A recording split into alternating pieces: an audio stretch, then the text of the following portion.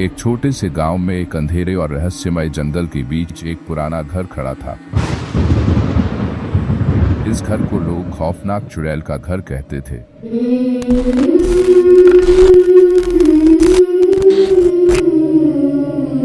इस घर के बारे में कहा जाता था कि यहाँ एक चुड़ैल का वास है जो रात के समय गांव वालों को परेशान करती है। यह चुड़ैल अजीब अजीब आवाजें निकालती है और लोगों को डराने के लिए उनकी आत्माओं को छेड़ती है।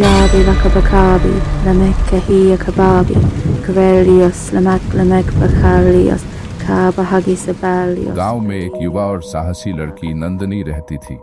वह कहानियों और मिथकों पर विश्वास नहीं करती थी और हमेशा सत्य को जानने के लिए उत्सुक रहती थी। जब उसने चुड़ैल के बारे में सुना तो उसने सोचा कि वह इस रहस्यमय चुड़ैल के बारे में सच्चाई जानने के लिए उस पुराने घर में जाएगी। एक रात जब चाँद पूरी तरह से चमक रहा था, नंदिनी ने उस पुराने घर की ओर बढ़ने का निर्णय लिया। उसके साथ उसके दो दोस्तों राकेश और सीमा भी थे जो उसकी सहायता के लिए तैयार थे। जैसे ही नंदिनी और उसके दोस्त घर में दाखिल हुए, उन्हें घर की पुरानी दीवारें और धूल भरी हुई फर्श पर कदम रखने से एक अजीब सी ठंडी हवा महसूस हुई। घर के अंदर अजीब अजीब आवाजें आ रही थीं और लाइट्स के झिलमिलाते हुए अंधेरे में घर की हर चीज डरावनी लग रही थी।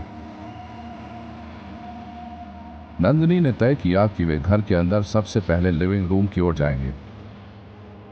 वहां उन्होंने देखा कि कमरे की दीवारों पर कुछ पुरानी तस्वीरें थीं। तभी कमरे के कोने से एक चुप आवाज सुनाई दी। नंदिनी ने धीरे धीरे आवाज की दिशा में बढ़ते हुए देखा कि वहां एक काला धुंधलापन है जो धीरे धीरे आकार ले रहा है। अचानक एक भयानक चुड़ैल का चेहरा प्रकट हुआ। नंदिनी ने साहस दिखाते हुए कहा, हम यहाँ सच्चाई जानने आए हैं। हमें यह जानना है कि तुम कौन हो और क्यों लोगों को डराती है। चुड़ैल ने गहरी सांस ली और उसकी आंखों में एक दर्दनाक चमक थी। उसने बताया कि वह न तो चुड़ैल थी और न ही कोई खतरनाक शक्ति रखती थी। उसकी आत्मा तब से इस घर में बसी हुई थी और उसने कभी शांति नहीं पाई। गांव के लोगों ने उसे गलत समझा और उसके साथ अत्याचार किया।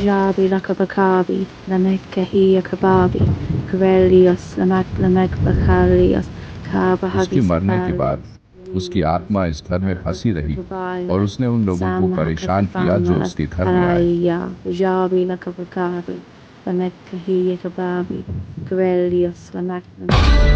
वह केवल उन लोगों को डराती थी जो उसके दुख और दर्द को समझने की कोशिश करते थे।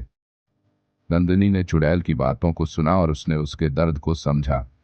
उसने अपने दोस्तों के साथ मिलकर उस पुराने घर को साफ किया और चुड़ैल की आत्मा को शांति देने के लिए एक विशेष पूजा की। पूजा के दौरान नंदिनी ने गांव वालों को भी बुलाया और उन्हें चुड़ैल की सच्चाई के बारे में बताया।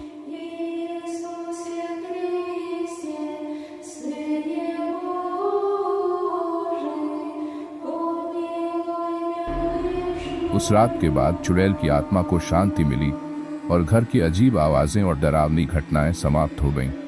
नंदिनी और उसके दोस्तों ने यह समझा कि कभी-कभी डर और रहस्य के पीछे एक सच्चाई होती है जिसे जानने की कोशिश करना महत्वपूर्ण होता है।